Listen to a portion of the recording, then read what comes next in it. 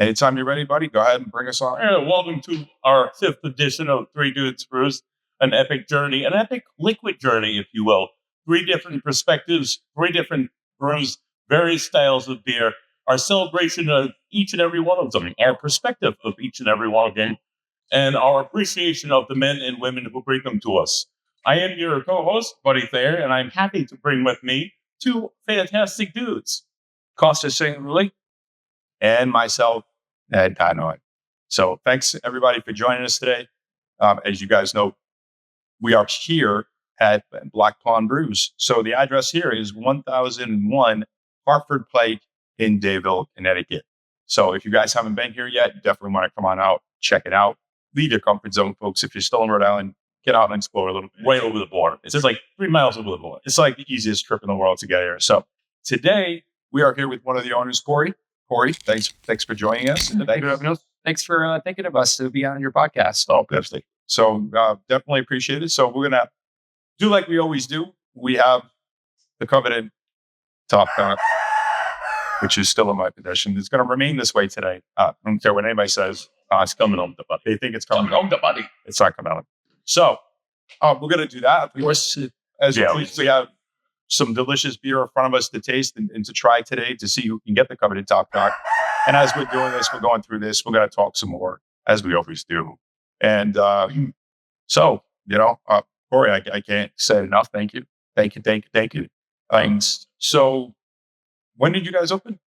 So we opened our original location back in 2014. We were in downtown Danielson, really small operation we had going on there. After a few years of kind of growing our name and our recognition throughout the community, we started looking to expand. We still wanted to stay within the town of Killingly. So we found this building here in Dayville, which is just in northern Killingly. And we fell in love with it when we found it. And we purchased it right before the world shut down in 2020. And took our time building it out the way we liked it. We opened at the end of 2021. So let me ask something. So you started small in Danielson. Did you have 12 beers on your menu now? Did you have 12 beers to start with? When we first started, we had 4, and things were a lot different back then.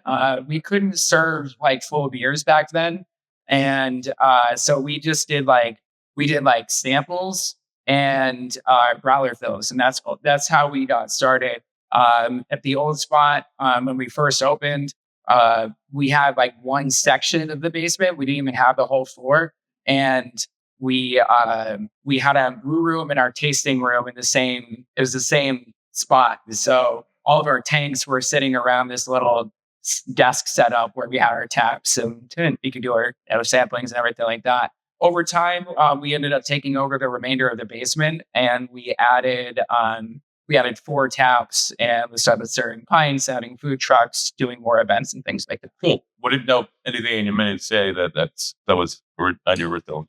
Right now, I would say the only one that has.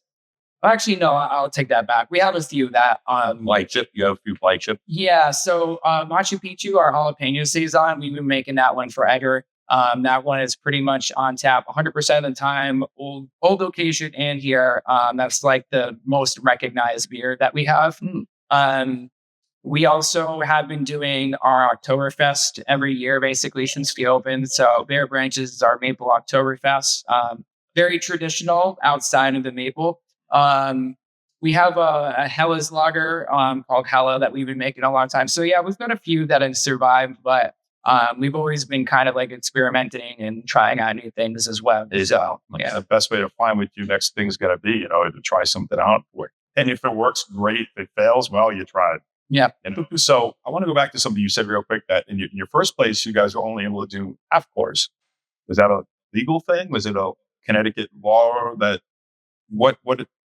Yeah, it was.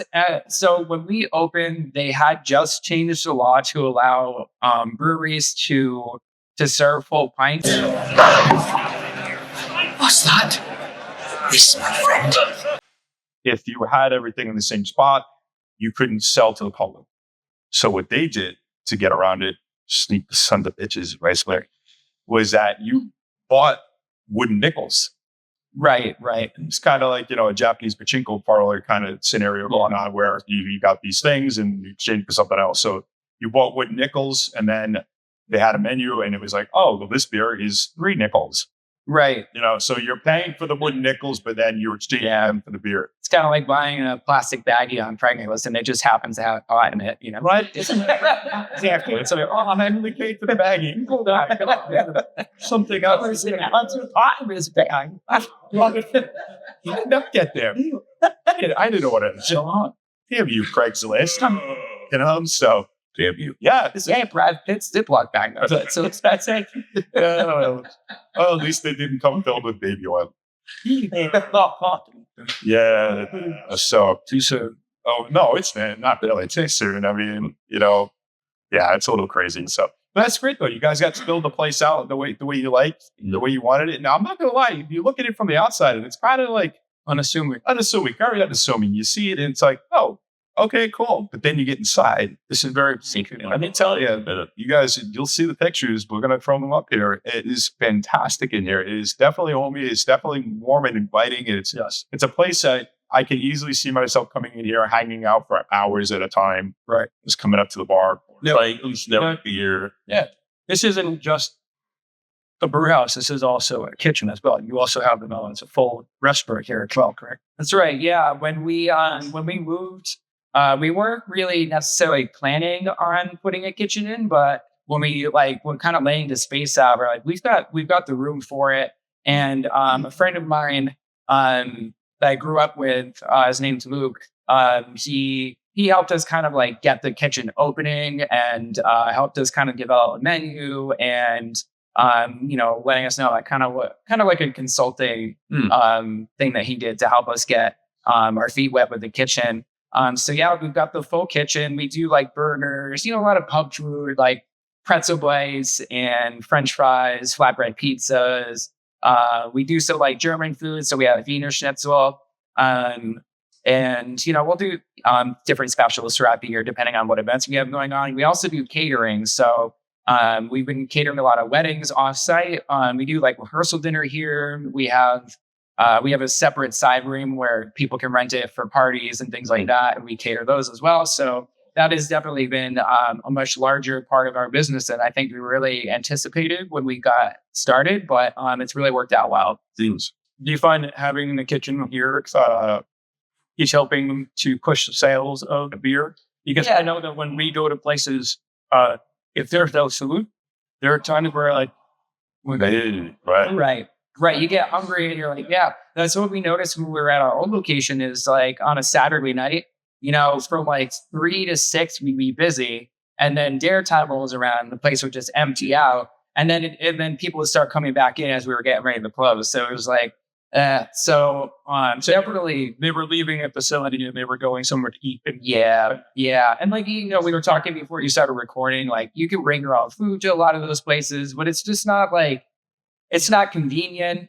Right. And like a lot of people do delivery, especially when you're out in Providence, like there's places around here. There's not a lot of places that deliver. So, like if you're hungry and it's dinner time, you're going to just go somewhere else and you're not going to come back. So, it was definitely something that we really wanted to do. And also it allows us to have a full liquor license. So, like Connecticut's got like a lot of restrictions for what breweries can serve at their facilities. So, but having a restaurant allows you to have the full liquor permit. So I can't take it no more. We're gonna start digging. You guys are talking about being hungry. I'm thirsty. Hold on. So, which way are we starting? To the left or right? We're doing left to right. Okay, everybody dive in because I can't take it no more. I got Pearson. I've been looking at it. You guys sell it. You guys talking about hunger. I'm talking about thirst. Well, that's the other part about the food. Food and cheers, buddy. Cheers. All right. cheers. We started talking about food and you pairings, but food sells drink. Yeah. So right. You got your drink, now you got your food. You start, you get the salty though. You get something that's making you more thirsty. And now right. Exactly. So it's a twofold thing. I'm getting fed. You're getting more beer sales because now I'm hungry and I'm thirsty and I'm want more. Right. But and you're more apt to stay for a longer time. You know, you're not going to be here for an hour, have a couple of beers, okay, I'm on it. Hey guys, I got to leave.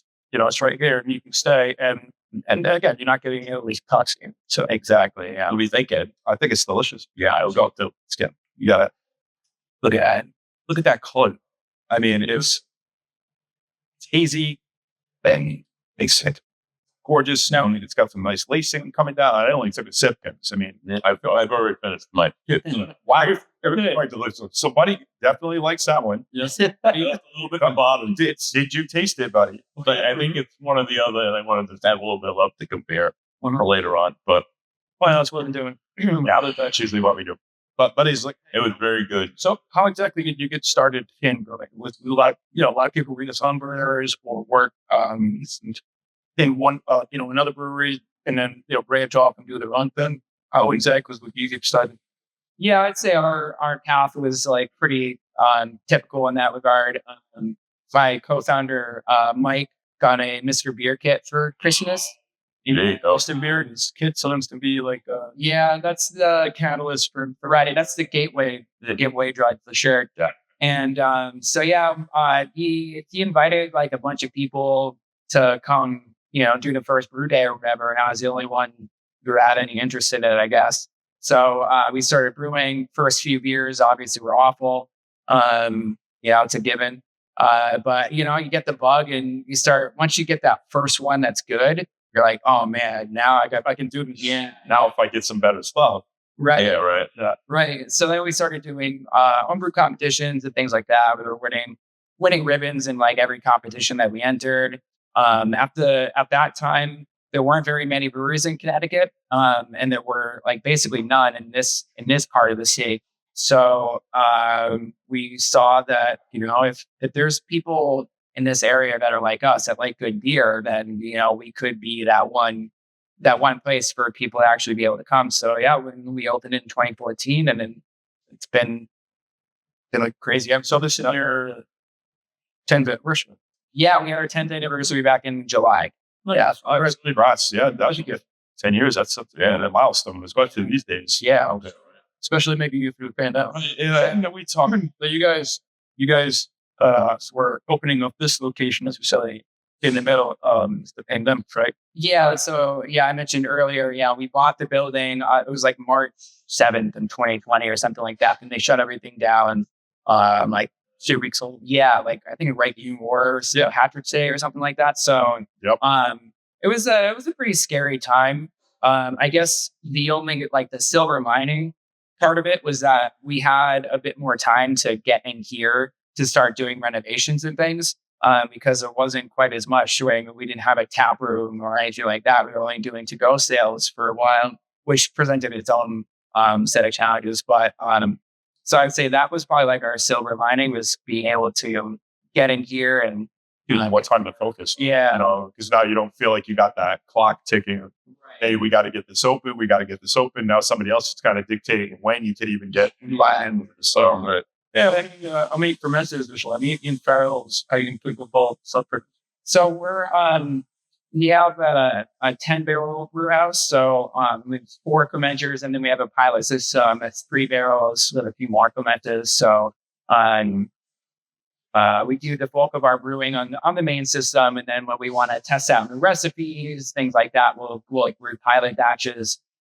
We just did a pilot batch of double IPA that you can call Pull My Juice Box. Yeah. And we got some fresh Alani hops shipped over. So they were picked and then overnighted, and we brewed them the next day. So I just brewed that this week. So that's the kind of stuff we do on the pilot system. Some of them are more fun experimental stuff. You guys have the collabs with other breweries going? Yeah, we've done a number of collaborations. I don't have any right now, but most recent one we did was with Bare Hands up in Putnam. Yeah, I like that. We had a double IPA with them called Lesser Two Evils. But we collaborated with Relic Brewing. We collaborated with Problem Solved Brewing. We did like a 5 brewery collaboration. a while ago with basically all the Northeast Connecticut breweries. So it was us, Taylor Brew, Bergen, Suburban's Brewing, and Wilmanic Brewing. So yeah. So, if you had to pick one style, you could only have one style of beer the rest of your life. What could it be? I would probably go for something like a Czech Pilsner. Oh, boy. I'm a Pilsner guy. Second game. Yes. Yeah. Yeah, I like it. It's like they're very well balanced and clean. They're crisp. You can have a bunch of them. Yes. I'm definitely a lager guy. Yes. If I'm not drinking a sour, period, it's usually my thing is a lager the same thing. And to me, if you can pull up a Czech Pilsner right, so I think you guys do. Yeah. Because it seems like it's going to be a simple one, but so many people try and they just one. So many people fail in the basics. Right? It's like you can't guess the Czech Pilsner style, right? Yeah. I'm not holding on. Yeah. So, buddy, what would yours be, buddy? Oh, double IPA, all day. Figure that. Citra Mosaic or Galaxies are really nice.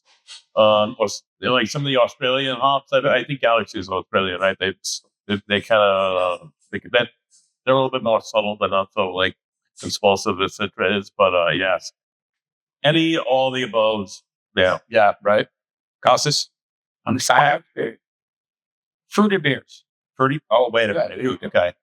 Well, IPAs? no, But that's kind of a broad. it is a broad stroke. I'm painting with that one, but I use a 2-inch today. Pull it through the paint, wiggling it. sours are usually lighter, sort of refreshing. You can do, and again, I know sours are from the French part of what you would call a beer, right? It's the gateway there. The gateway there. That's what you'll say. Yeah. It's now it introduces you to things like to people to things that they may not when you try, and you're allowed. There's no rules. Yeah, there's no rules. There's no box that you have to check off to call it a set. So you can get a little bit more creative. You get like you've got a cotton candy salad, right? Yeah. So it's cotton candy. It's a beer. It's a beer that has cotton candy flavor. Yep. Right. So that's not going to be like you said, a Czech Pilsner that gets the training wheels on it. Right. So, but it's more about the taste than it is about the like a typical traditional beer. Fruits. You can do candies. You can do so many things. And these are you make pancakes. Right. Yeah. Yeah. So there's just so many things. Peanut butter and jelly With a sour ale, and Or it be, it gets up at. I'm just for me also the sour is where it's in. So now, what's your inspiration? Where do you find inspiration in your next beer? So let's say tomorrow now, when you're going to try something completely new. Have you been thinking about it for a while? Is something like straight in the middle of the night? Like all of a sudden you woke up, you had a dream, you wrote it down, you're like, oh my God, I shouldn't. I hit a chord there. You can tell. Yeah. See, he's dreaming of. Yeah. So usually, when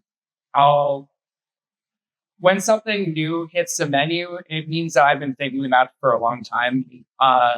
Cause we have just beers that we need to brew. So usually when I'll come up with something and then it might take a couple months before I can fit it into the schedule or find out what kind of ingredients, because sometimes it might be a seasonal beer, things like that. So, and then a lot of other beers that we come up with are more of a collaborative. So somebody in the city have an idea, and then you have a marker board in the production area where people write different beer ideas down. So I'll pull from that quite a bit, just so it's not just one person coming up with everything, because you end up running a little stale after a while. So yeah, that's I guess that's the long and short. Yeah. Do you have anything right now to living on maybe something seasonal, where it was the fall and winter that such is it could be conjoined? For the most part, all of our fall seasonals are either released or ready to be released. The next one we have coming up is an apple cider donut sour. Really? We're coming back. Yeah. It's another thing that's passengers. Yeah. We're coming. I'm dying. People need to make. People, you need to make more. Sorry. Apple cider or hard cider. Yeah. Yeah. So we did that for the first time last year and it was really, really popular. So we'll be bringing that one back. So it should be on, early October. That would be back on tap and in cans. But for the winter, we usually start going a little darker. Last winter, we put out a peanut butter whoopie pie stout for the first time. That was really well received. Yeah. So yeah, pretty cool. And then Whoopie pie. another one that is up on our idea board is strawberry lemon basil salad. So trying to get some of that. Yeah, interesting. Yeah, that's what I'm saying. It's sour. You right? It's strawberry and so these are like Potatoes. Fantastic flavor coming, right? That savory element is something that I want to start getting. Yeah, it's just, I heard the strawberry lemon and I'm like, oh, cool. He said basil. I've had a basil before. Oh yeah. I'm like, that's just smart. That's Yeah, right. Put it right on over. Okay. Yeah. Now, do you find yourself doing any food pairings, Yeah, we've done. specific beers that you? Hell, man. He's stealing my thunder again. I mean, get wait. Did you see me pick up the menu? No, I didn't. Bullshit. Please. I don't think I've ever seen that. You only had 7 officials, and there's 6 flags on the field. So Everybody had something. one of the officials really missed something. I swear to God. This guy has like 2 or 4 stack flags. He was like, I'm like, I'm just getting ready to say something, and like, I'll let you finish now. Great minds think alike. Yeah. I'm so called bullshit, but all right. The George Washington thing. Yeah, I know. Right? Yeah, that's right. Abraham Lincoln. So Twice though. if you go back and you watch our episode 2, right? Let's talk. 2, yeah. Fuck. We had a question, and again, this Wicked smart guy. wicked smart guy over here Something. decided to steal my thunder. He took my answer. I still call shenanigans on that. But anyway, so food pairing. So go on. Finish. No, please. No, no. Food pairings. So, do you find that you do food pairings with the beers that you have?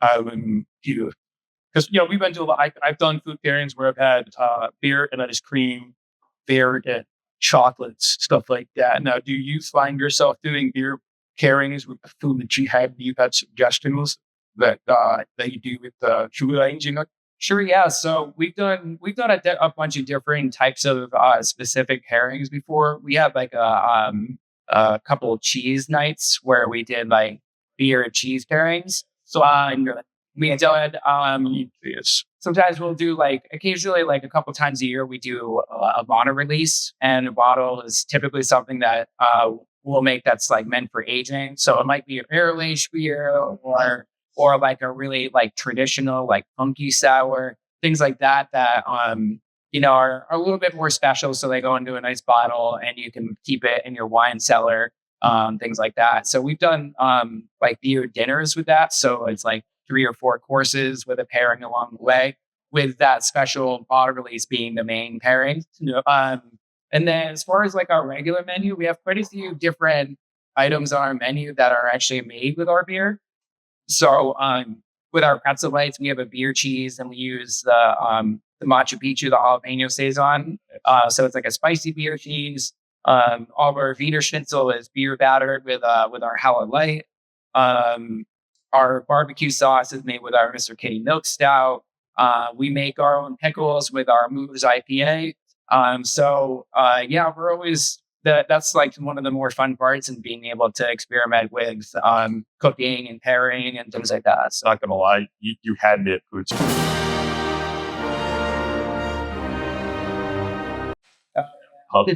Starch, cheese, beer. Oh yeah. all copy. Yeah, exactly. Now I'm looking over here and I'm like, so I've got the menu cheating, but I'm looking and I'm like, beer battered schnitzel. Yes, please. No, Wiener Schnitzel. Yes, please. You've heard of the little. I believe this work is actually an Rats. We are unscripted and live. This was hitty pulled pork. Fun. How can you, first off, you can't go wrong with pulled pork, right? Love pulled pork. So, so I know. I was getting ready to say, I can't see her. She's off camera right now.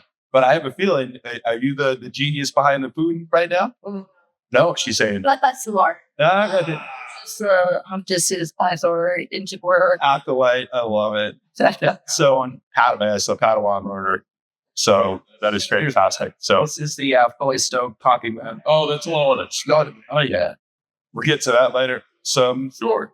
I mean, That's the simple fact that, we've talked about this before, that you can go, you can sit down, you can have a beer, you can have some food. For example, my wife doesn't really drink. Very rarely does my wife have anything. And definitely it's never going to be a beer. I can literally only think of one beer that she's ever tasted of mine. And it was a pumpkin beer that we had in Salem. They're no longer there, but had this like cinnamon sugar bread on it. And she literally grabbed it from me. Oh yeah, and the cinnamon bread. She doesn't drink, and so next thing you know, she took a sip, and the cinnamon sugar and the beer, the pumpkin sugar. She's like, next thing you know, she's like, drinking like half my beer. I'm like, do you want me to order you one? So I'll drink yours. Okay, but for her to come with me, and I can have a couple beers. She can still eat. She can have food. There's not alcoholic stuff on the menu for those that don't drink. So it's a good thing. I mean, and it's a very I don't want to say eclectic, but it's a very, very diverse menu. I mean, there's something on here for everybody. And if you can't find something to order off of this, you just don't like food. So I know, I'm sorry. We were talking earlier, Oscar, about how you have a spruce tip beer, which I've only seen one at a time when I was in Boston. Yeah. And you had mentioned that you work farms. So can you tell us about your spruce tip beer? Is there story behind that? Yeah. I'm finding that to be fascinating. That's an old school and right. You have Very old. that, goes back, to the founding fathers and and big beer making. Sure. So Yeah, so I was going way back. We one time or once or twice brewed a beer. We called it Old Putz Reserve. So we have a brown ale called Israel Putnam. He was a Revolutionary War general. He was from this area, and we did old colonial style beer called Old Putz Reserve. And that was a beer that we brewed with spruce tips, but also like deli wheat, molasses, pear, and rye. When they first came over, they would brew with whatever they could because they hadn't everything hadn't really been established yet. So like anything you could get like sugar and starch from, they would make beer with. So and then we also had a wild yeast in that. So it was like a really like interesting, like complex beer. But going back to the spruce beer that we have on tap right now, after I graduated college, a friend of mine, his family owned a Christmas tree farm, and there was a house like way deep in the woods there. And I moved in with him, and it was like pretty debauchery, it was fresh out of college and living over there. And yeah, it was pretty nuts. But we started home brewing, and I had read about spruce beers, and so I was like, yeah, I'm definitely going to make a beer with spruce tips. But I went around the farm in the spring picking the new growth, which is what you use when you make a spruce beer, is the new growth spruce tips. And went around trying other different trees, like pulling the tips off and like kind of cracking them open and smelling them to see if any of them like were appealing. And I came across a field of it's called concolor fir. And if you've ever had one of those Christmas trees in your house, it makes your house smell like tangerines. So it's like very, very citrusy. So I was like, this is definitely like the one to do. So I made it. So this beer is called Pine and Yearning, and it's a pale ale with a mix of spruce tips and concolor fir tips. Oh, which, by the way, is one of the ones that we're trying very delicious, right? Very so. That kind of answers my question, because I'm thinking, okay, you're doing a spruce tip here, but where the hell are you getting a spruce tips? Yeah, I get it. Is there like some online Amazon shop where you can buy spruce tips, or are you going out to the woods and just plucking pine trees? So you can buy spruce tips online, or there's like a lot of like local farmers and things like that you can buy it from. The concolor fir is the tough one to find. You basically those grow on Christmas tree farms. They are pretty like desirable Christmas tree. The needles are really soft. And like I said, the aromatics from that tree are really nice. So if you ever have one in your house, you like once you get one in there, you like kind of stick with that because it just smells so nice and they're pretty trees. That's why. Where else? And you can wake them with. Oh, Right. Oh yeah. you know, now I'm gonna have to recommend seeing if we can find one of those trees. 'Cause my wife actually wants to do a live tree for the first time. We've never done a real Christmas tree in the house. You know, we always grew up. Yeah, you know, we lived in the city. Yeah. You get the fake trees every year. You get away. So I'll have to remember that. I'll have to tell her. So, you know, figure it out this year for Christmas. I mean, the holidays are coming up soon and they're too fast for me. Yeah. You know, but so I have another little thing we're gonna do. So for the first time, we're gonna do a little word association. Do those little boy. I'll jump in.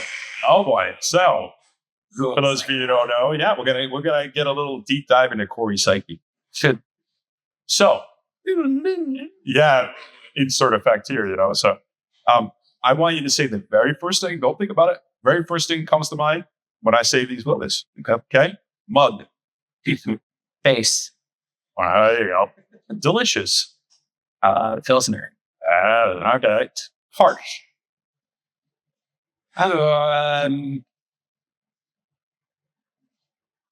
Next. We'll come back to that. Not really Funky. barrel aged sour. Cadillac. Converter. Beer. Good. Attaboy. All right, harsh. Coming back to it. Harsh. Let's see. That's slow bits. Yeah. I don't know. A bad made beer. Yeah, definitely. No names being dropped or anything. No. Beer. I mean, I'm made for Gunku, so yeah. My first Mr. Beer kit. Yeah, Mr. Beer. There you go. That's hard. Yeah, the first one it was like the kit was a pale ale, and you know, of course, like we're the creative type, so a pale ale is not good enough. So we added a bunch of shit, and it was better. It was like cinnamon and orange peels and nutmeg. I don't know what the hell we were thinking, but it was around the holidays, I guess, because it was right after Christmas. So I guess that was what was in our head. And so I don't know if it would have been any good if we didn't put that stuff in there, but it definitely didn't help. So I was in Korea when I had my Mr. Beer kit experience. So people coming and going all the time. You know, you do your time there, and as you're leaving, you know, you start selling stuff that you don't want to take back or whatever. So somebody on the base had a Mr. Beer kit. So me and a couple of buddies were like, "Oh shit, he's got two. One of them's not even open yet." So like, well, let's brew beer in our dorm. What could possibly go wrong? Yeah. So It went. it went sideways. Yeah, it was awful. You know, so we tried, and you know, it came up to bottling day and all that stuff, and the plastic bottles, you know, the plastic bottles they come with, right? Yeah, it looks like, you know, you should just be putting root beer in them instead. And it did not work. I think anybody who has been a home brewer has had failing this. But so is I think it's a one. is that I'm sorry, I was late spitting about here, and I noticed some like non-beer hits. You do good whiskey. You do good. Yeah, liquor license. Liquor license. So On a good beer. we're all into, you know, the finer things in life, right? So we have some nice scotch and bourbon and whiskey, and even some like nicer tequila and things like that. We have a mezcal right now I'm really into. It's called El Duo. But yeah, I'm personally into like the smoky stuff. Yeah. So you pop open the bottle, I'm gonna smell it from across the room. It sounds like a campfire. Yeah. Sitting in front of all. Yep. Right. So that's what I'm into. But a lot of the other guys are into the like bourbon and rye whiskey and things like that too. So yeah, we're always kind of like putting on a smattering of different types. So that's my thing. You know, if I'm not drinking beer, I'm a bourbon guy. I do like my bourbons. Scotch, I got turned down to Scotch back in 2009, 2010. I never really had Scotch before that. I'm a snob when it comes to Scotch. Mm. If it's not a single malt, Yeah. I'm sorry, blends. There are exceptions. Some Johnny Walker blends I do like. For the most part, though, if it's not a single that, I'm sorry. He's it. So rum on field. I'm just kidding. I like Scotch. I like whiskey. This one was not back festival. Yeah. I bought a bottle of that too. And so we usually come with a guy with like 4 different cameras, microphones. Cheers to Joe. I don't know the beer is filled, but cheers to Joe. Hold on. Yes. Congratulations to Joe. Keep going. His baby was born, Emma Lynn Britland with orange picture, 4.2 pounds. Cheers. I'll cheers to that. Oh no. It's bad juice. Oh, but cheers to Emma Lynn Britland born 4.2 pounds on Wednesday, September 25th. Congratulations, Kara and Joe. Yes. So I got that to Joe's bachelor party. We went up to Boston for the weekend, played golf, and in Dartmouth, the class of Dartmouth where the tea was invented. I went to like a Brews game. Wait. The tea was actually invented in Dartmouth in Boston. Yeah. That's something that had to be invented. No, not Dartmouth. Dorchester. I'm like, yeah, not Dartmouth. Listen. But yeah, good times. We got Fun history about this building. When you go to a shoe store and they have those metal measurers, Yeah. that was invented in this building and they manufactured it here. Holy hell. Honestly, you learn something every day, guys. You know what? Who would have ever thought that? Right. You know? Speaking of learning, I think we need to learn who's going to be the players. This episode. It is. Does everybody have their votes? Oh, we have our votes. We asked you the timer, folks. No, I don't have mine because come on, bro. We got the names, but I don't know what the order is. They're only called 1, 2, 3, 4. Yeah. Okay, We started at the left. We went left. so big moves is different, right? Yep. And Pine and Yearning is the spruce tip one, right? It's supposed to be you guessing. I asked to know what the name is, if that's and I probably said it. I hope that. Now, just so you guys know, Cory was looking at the board and he's like, "How can I mess these guys up?" So I hope that he definitely put some thought into tricking. Which one are you going to roast us? You're going to win back to the full hour field, but he was not going to make it easy on us today. So you want the top cock, you got to earn the top cock. The pine was identical. which one is the let's get tossed. Okay, that sounds We'll get it. easy to get. All Right. Yeah, it's like nail it. Yeah. Did you figure it out yet? Did you write it down? Did you write it down?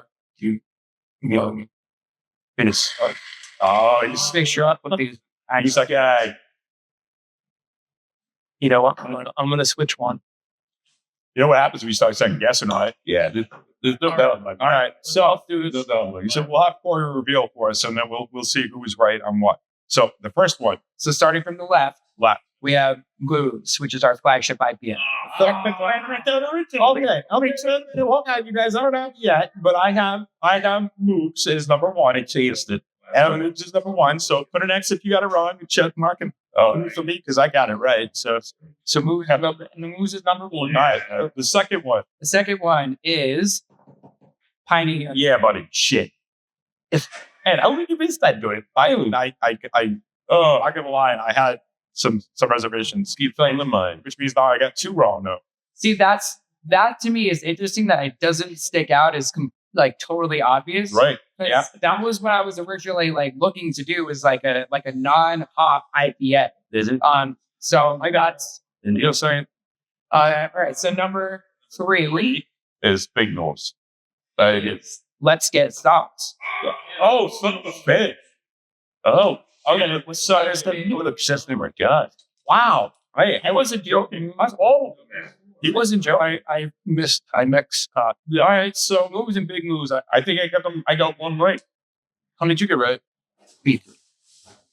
I feel sad. You landed. Oh my God. All right. So we did.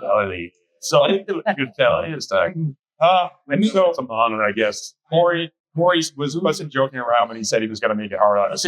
So Most difficult so far. this means I've got to do it. No, It's like in church songs.